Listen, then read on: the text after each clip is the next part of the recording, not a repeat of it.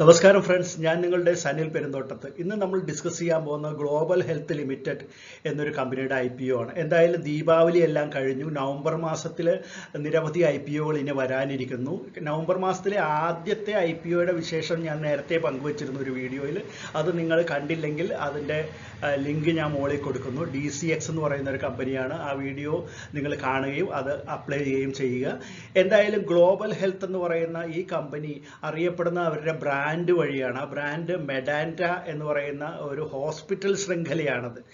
ഈ കമ്പനി വളരെയധികം പ്രശസ്തമായിട്ടുള്ള ഇക്വിറ്റി ഫണ്ടുകളായിട്ടുള്ള കാർലെ ഗ്രൂപ്പ്, ടെമാസാക് എന്നൊക്കെ പറയുന്ന ഈ ഇക്വിറ്റി ഫണ്ടുകളുടെ പിൻബലത്തോടു കൂടി രൂപം കൊണ്ട ഒരു ഗ്രൂപ്പാണിത്.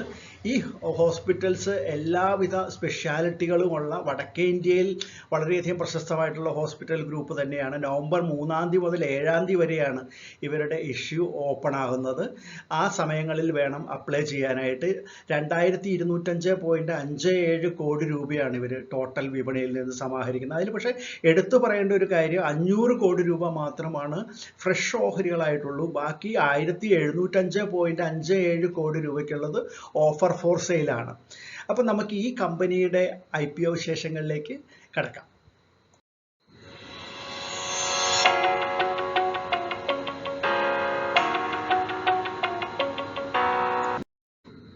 മെഡാൻഡ ഹോസ്പിറ്റൽസിന് ഇപ്പം 4 പ്രധാന ഹോസ്പിറ്റലുകളാണുള്ളത്. ഗുരുഗ്രാമിലും, ഇൻഡോർ, റാഞ്ചി, ലക്നൗ.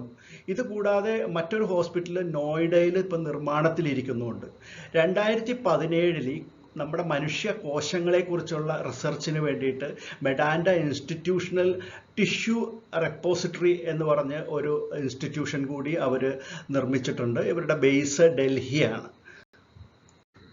മെഡാൻഡ ഹോസ്പിറ്റലിൽ എല്ലാവിധ ചികിത്സാ ബ്രാഞ്ചുകളും വളരെ സജീവമായിട്ട് സൂപ്പർ സ്പെഷ്യാലിറ്റിയോടുകൂടി പ്രവർത്തിക്കുന്നു എന്നുള്ളത് എടുത്തു പറയേണ്ട കാര്യമാണ്. അതായത് cardiology, cardiac sciences, neuro sciences, oncology, digestive and hepatobiliary science, പിന്നെ orthopedic, liver transplant, kidney, urology, ഇങ്ങനെയൊക്കെ പറയുന്ന എല്ലാവിധ സ്പെഷ്യാലിറ്റികളും സൂപ്പർ സ്പെഷ്യാലിറ്റി ചികിത്സാ രീതികൾ ഇവിടെ നിലവിലുണ്ട്. 2025 നോയിഡയിൽ ആ ഹോസ്പിറ്റലിൻ്റെ കൂടി പണി പൂർത്തിയാവുന്നതോടുകൂടി ഏകദേശം 3500-ലധികം ബെഡുകൾ ഇവർക്കുണ്ടാവും. അതായത് 4.7 മില്യൺ സ്ക്വയർ ഫീറ്റ് ഏരിയ ിലുള്ളൊരു ഹോസ്പിറ്റലായിട്ട് ഇത് മാറുകയാണ് ടോട്ടൽ പറയുകയാണെങ്കിൽ. അതായത് ഒരു 1300ഓളം ഡോക്ടർമാരും ഡിപ്പാർട്ട്മെൻറ്റ് ഹെഡ്സും എല്ലാം ഉള്ള ഒരു വലിയ രീതിയിലുള്ള ഒരു ഹോസ്പിറ്റൽ ശൃംഖല തന്നെയാണ് ഇത്.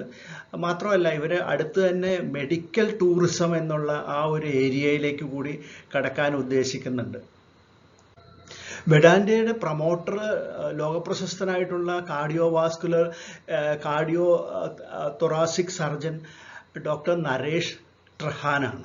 അദ്ദേഹം പത്മശ്രീയും പത്മഭൂഷണും പിന്നെ ഒരു പ്രശസ്ത സിവിലിയൻ അവാർഡായിട്ടുള്ള BC റോയ് അവാർഡൊക്കെ വാങ്ങിയിട്ടുള്ള ആളാണ്. അദ്ദേഹമാണ് ഇതിൻ്റെ പ്രധാന പ്രൊമോട്ടർ. ആകെയുള്ള 2205.57 കോടി രൂപയുടെ ഇഷ്യൂവിൽ 1705.57 കോടി രൂപയും ഓഫർ ഫോർ സെയിലാണെന്ന് പറഞ്ഞു. ഓഫർ ഫോർ സെയിൽ എന്താണെന്ന് നിങ്ങൾക്കറിയാം. ഇപ്പോഴത്തെ നിക്ഷേപകർ അവരുടെ കൈവശമുള്ള ഓഹരികളിൽ ഒരു പങ്ക് ഈ ഇഷ്യൂവിൻ്റെ അവസരത്തിൽ അത് അവർ വിറ്റ് പണമാക്കുന്നു എന്നുള്ളതാണ്. അത് ഭയപ്പെടാനൊന്നുമില്ല. 5 കോടിയിൽ പരം ഓഹരികൾ ഇപ്പോഴത്തെ നിക്ഷേപകർ വിറ്റഴിക്കുന്നുണ്ട്. അവർ വിറ്റഴിച്ചു പോകുന്ന സ്ഥിതിക്ക് നമ്മളെന്തിനാണ് വാങ്ങുന്നത് എന്നൊന്നും ചിന്തിക്കേണ്ട ആവശ്യമില്ല. അവർ ഈ കമ്പനിയുടെ രൂപീകരണ സമയത്ത് തന്നെ കമ്പനിക്ക് ഫണ്ട് ചെയ്തിട്ടുള്ള ആൾക്കാരാണ്. നമ്മൾ നേരത്തെ പറഞ്ഞ കാർലൈൽ ഗ്രൂപ്പ്, അവരുടെ അസോസിയേറ്റ് ആയിട്ടുള്ള ആനന്ദ് ഇൻവെസ്റ്റ്മെന്റ്സ് ആണ്. അതുകൂടാതെ സച്ദേവമാർ, സുനിൽ സച്ദേവയും സുമൻ സച്ദേവയും, അവരെല്ലാം നല്ല രീതിയിൽ തുടക്കത്തിൽ ഫണ്ട് മുടക്കിയിട്ടുള്ള ആളുകളാണ് ഈ കമ്പനിക്ക് വേണ്ടിയിട്ട്. ഇപ്പോൾ ഈ കമ്പനി ഒരു നല്ല നിലയിലെത്തി. മെഡാൻഡ നല്ല നിലയിൽ പ്രവർത്തിക്കുന്ന ഒരു സൂപ്പർ സ്പെഷ്യാലിറ്റി ഹോസ്പിറ്റലായ സമയത്ത് അവരൊരു പബ്ലിക് ഇഷ്യൂ നടത്തുന്നു എന്നതുകൊണ്ട് ആ അവസരത്തിൽ അവർ കുറച്ച് ഓഹരികൾ വിറ്റഴിക്കുന്നു ഇതിനോടൊപ്പം എന്ന് മാത്രം കരുതിയാൽ മതി. അല്ലാതെ അതിനെ ഭയപ്പാടോടുകൂടി കാണേണ്ടതില്ല എന്നുള്ളത് പ്രത്യേകം എടുത്തു പറയേണ്ട ഒരു കാര്യമാണ്. അപ്പോൾ ഇതിൽ ആനന്ദ് ഇൻവെസ്റ്റ്മെന്റ്സിന് 25.67% ഓഹരികളും ഈ സച്ദേവയ്ക്ക് 13.43% ഓഹരികളുമാണ് ഈ ഇഷ്യൂവിന് തൊട്ട് മുമ്പ് അവരുടെ കൈവശമുള്ളത്. അവർ ഏകദേശം ഈ 2 കൂട്ടരും കൂടി ചേർന്ന് ഏകദേശം 5 കോടിയിൽ പരം ഓഹരികൾ വിറ്റഴിക്കുമ്പോഴാണ് 1705 17.57 കോടി രൂപ അതിൽ നിന്ന് സമാഹരിക്കപ്പെടുന്നത്. ഗ്ലോബൽ ഹെൽത്ത് ലിമിറ്റഡിന് നിരവധി മീഡിയ അവാർഡുകളെല്ലാം കിട്ടിയിട്ടുള്ളതാണ്. ഇപ്പം ന്യൂസ് വീക്ക് എന്ന് പറയുന്ന പ്രശസ്തമായിട്ടുള്ള മീഡിയയുടെ world's best specialized hospital for cardiology and neurology എന്നുള്ള award 2022 world's best specialized hospital for cardiology in 2021 അവർ ഗുരുഗ്രാമിലുള്ള ഹോസ്പിറ്റലിന് കൊടുത്തിട്ടുണ്ട് ഈ അവാർഡ്. അതുകൂടാതെ എക്കണോമിക് ടൈംസിൻ്റെ health care award 2021 best multi specialty hospital national എന്നുള്ള അവാർഡ് ഇതേ ഹോസ്പിറ്റലിന് തന്നെ ലഭിച്ചിട്ടുണ്ട്. അതുകൂടാതെ ദ വീക്ക് എന്ന് പറയുന്ന മാഗസീൻ്റെ award best multi specialty private hospital in north India എന്നുള്ള രീതിയിലും 2021 ഈ ഹോസ്പിറ്റലിന് ലഭിച്ചിട്ടുണ്ട്. ഇനി നമുക്ക് ഗ്ലോബൽ ഹെൽത്ത് കെയറിൻ്റെ ഫിനാൻഷ്യൽ സൈഡ് ഒന്ന് പരിശോധിക്കാം. റവന്യൂ നോക്കുകയാണെങ്കിൽ 2020 റവന്യൂ 1500.4 കോടി രൂപയാണ്. അത് അടുത്ത വർഷമായപ്പോഴത്തേക്കും, അതായത് ആ കോവിഡിൻ്റെ മൂർധന്യാവസ്ഥയിലുള്ള ആ ഒരു വർഷമാണ് 2020-2021 ഇടയിൽ 1446.7 ഒരല്പം കുറവോടെ സംഭവിച്ചിട്ടുണ്ട്. ആ വർഷം നമുക്കറിയാം കോവിഡ് ഉള്ള സമയങ്ങളിലെല്ലാം ഉള്ള ഒരു പ്രോബ്ലം പ്രധാനമായിട്ടും കോവിഡിന് മാത്രമായിരുന്നു ആളുകൾ ചികിത്സിക്കാനായിട്ട് പോയിരുന്നത്. മറ്റുള്ള കാര്യങ്ങൾക്കൊന്നും ഹോസ്പിറ്റലിലേക്ക് പോകാൻ ആളുകൾ ഭയന്നിരുന്ന ഒരു കാലഘട്ടമായിരുന്നല്ലോ. മറ്റ് രോഗങ്ങൾക്കൊന്നും തന്നെ രോഗികളെ കിട്ടാനില്ലാതിരുന്നൊരു കാലഘട്ടമായിരുന്നു. 2022 ആയപ്പോഴത്തേക്കും പക്ഷേ അതിനൊരു മാറ്റം സംഭവിച്ചു. 2166.6 കോടിയായിട്ട് റവന്യൂ വർദ്ധിച്ചിട്ടുണ്ട്. പിന്നെ നമ്മൾ ഈ കാണുന്ന കോളത്തിൽ പറയുന്നത് 2023 എന്ന് പറയുന്ന ഈ വർഷത്തെ, ഇപ്പോഴത്തെ സാമ്പത്തിക വർഷത്തെ ആദ്യ ക്വാർട്ടർ എന്ന് പറയുമ്പോൾ ആദ്യത്തെ 3 വർഷം ഏപ്രിൽ മെയ് ജൂൺ മാസങ്ങളിൽ 617.2 കോടി ഇതിനകം തന്നെ അവർക്ക് റവന്യൂ കാണുന്നുണ്ട്. പിന്നെ നമുക്ക് ഇത് നെറ്റ് ഇൻകം നോക്കൂ, 36.3 കോടിയാണ് 2020. തൊട്ടടുത്ത വർഷം 28.8 ആയിട്ടൊരല്പം കുറവ് സംഭവിച്ചു. പിന്നീട് നല്ലൊരു ജമ്പാണ് അവിടെ കാണുന്നത്. 2022 196.2 കോടിയായിട്ട് അവരുടെ നെറ്റ് ഇൻകം വർദ്ധിച്ചിട്ടുണ്ട്. അത് അടുത്ത ഫസ്റ്റ് ക്വാർട്ടറിൽ 58.7 ആയിട്ടും കാണുന്നു.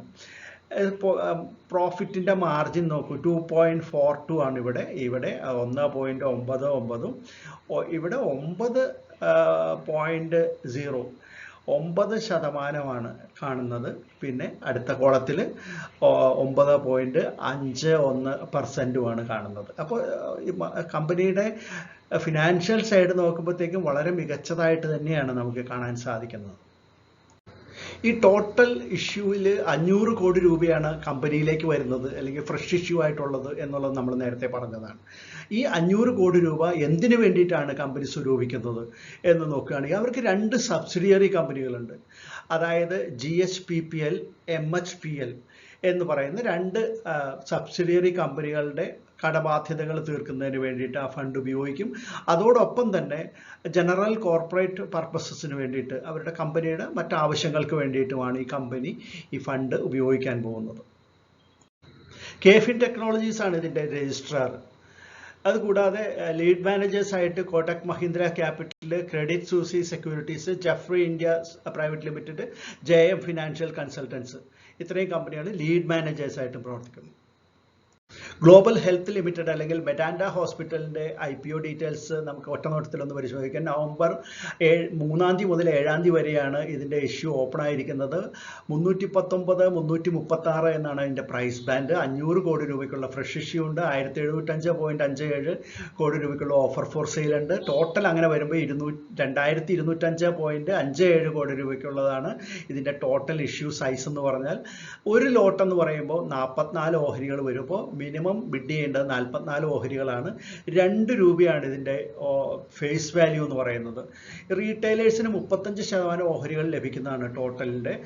അപ്പോൾ NSEയിലും BSEയിലും ഇത് ലിസ്റ്റ് ചെയ്യുന്നുണ്ട്. അപ്പോൾ ഒരു മെയിൻ ബോർഡ് IPO ആയതുകൊണ്ടാണ് ഇത് നമുക്ക് ഇതിൻ്റെ ഡേറ്റുകൾ ഏകദേശം ഒന്ന് നോക്കാം. അലോട്ട്മെൻറ്റ് വരുന്നത് നവംബർ 11 കിട്ടാത്തവർക്ക് റീഫണ്ട് വരുന്നത് 14 ഡിമാറ്റിലേക്ക് നിങ്ങളുടെ ക്രെഡിറ്റ് കിട്ടുന്നത് 15 ഇത് ലിസ്റ്റ് ചെയ്യപ്പെടുന്നത് നവംബർ നവംബർ 16 ഇനി ഇത് വാങ്ങണോ വേണ്ടിയോ എന്ന് സംശയമുള്ള നിക്ഷേപകരോട് പറയാനുള്ളത് ഇതിൻ്റെ ഫിനാൻഷ്യൽ കണക്കുകളെല്ലാം നോക്കിയിട്ട് നല്ലതാണ്. പിന്നെ ആരോഗ്യരംഗത്ത് പ്രവർത്തിക്കുന്ന ഒരു കമ്പനി എന്നുള്ള നിലയിൽ വളരെ മികച്ച ഒരു ഫ്യൂച്ചറുള്ള ഒരു കമ്പനി തന്നെയാണിത്. ഓഫർ ഫോർ സെയിൽ ഇത്രയും ഉണ്ട് എന്നുള്ളത് കൊണ്ടും തുടക്കത്തിലുണ്ടായിരുന്ന നിക്ഷേപകർ ഓഹരികൾ കുറച്ചധികം വിറ്റഴിച്ചു എന്നുള്ളത് കൊണ്ടും ഭയപ്പെടേണ്ട കാര്യമൊന്നുമില്ല. മിഡ് ടേം ലോങ് ടേം കണക്ക് നോക്കുകയാണെങ്കിൽ ഈ നിക്ഷേപകർക്ക് ഇത് തീർച്ചയായിട്ടും ഒരു നല്ല ഓഹരി തന്നെയാണെന്നാണ് വ്യക്തിപരമായിട്ട് എൻ്റെ അഭിപ്രായം.